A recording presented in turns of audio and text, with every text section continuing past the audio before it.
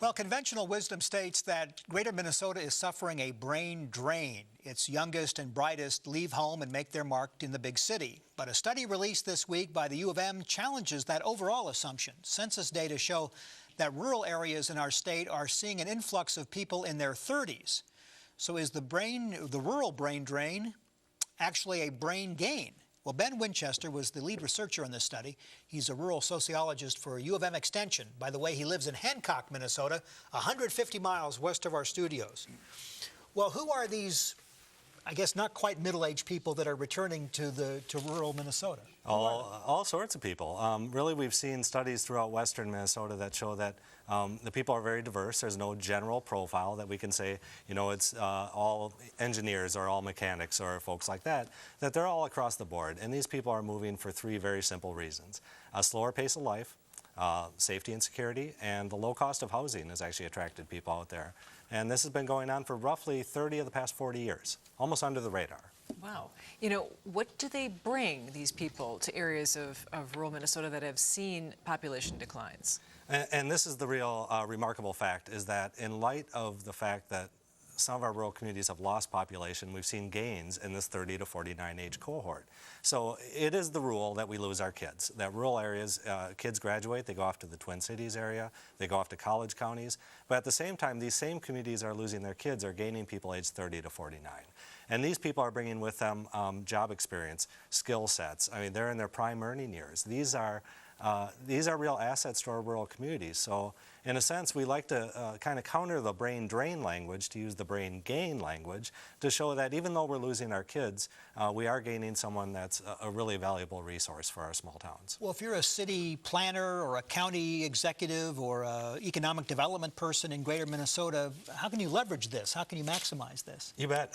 Putting them to work, number one. Obviously, you know, the rural economy has had its challenges over the past, say, 100 years. There have been some pretty significant challenges. But the economy has been resilient. I think a lot of the changes that we see in our small towns, we also see in urban areas. Only in a small town, it's much more apparent when a grocery store closes. It's much more apparent when a hardware store closes. Where if a hardware store closes in White Bear Lake, it's not as visible because there's 3 other hardware stores that people can go to. So in a way, small towns and urban areas have been experiencing a lot of the global dynamics very similarly. It's just much more effective and apparent in our small towns. Can you give us an example here, Ben, about a small town that has seen this influx of folks in their 30s and early 40s and what it's done for a town? I'm thinking on the ground level blog, our project at NPR, we talked about Lac Parle as an example, but any other examples you want to pass along? I think it's easier to draw out the counties that haven't been experiencing this gain. I mean, it is really a majority of rural Minnesota counties have experienced a gain in this area.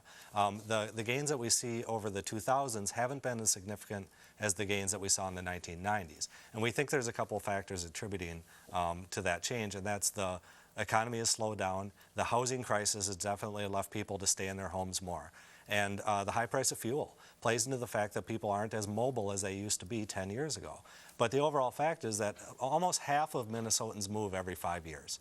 Of course, that varies by age, but this is a real potential that, you know, once people find a home, they're not necessarily there for their entire life. I'm thinking like telecommuting, that people of that age and skill set could do from almost anywhere in the world.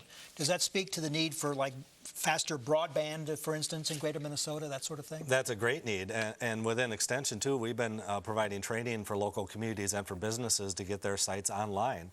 Right now, you know, for example, in Google, the urban addressing system is very straightforward, but once you get into rural addressing systems, it's very difficult to be accurate in the location of your businesses.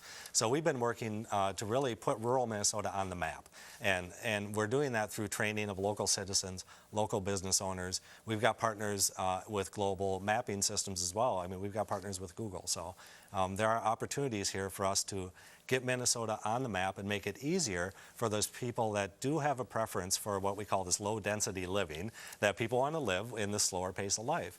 And if we can find avenues for people to make that transition a little bit easier, that is a role for our local decision makers. Then also the final question would be, as you get these folks coming back to rural Minnesota, can they age in place?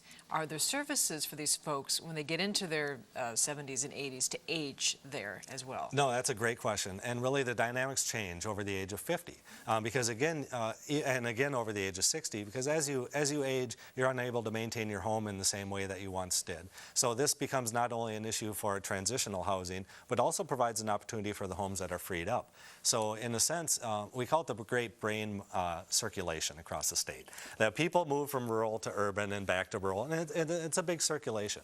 And so in this sense, it's really a good opportunity for us to put rural Minnesotans to work, thinking about how broadband can affect their future and where we go from here.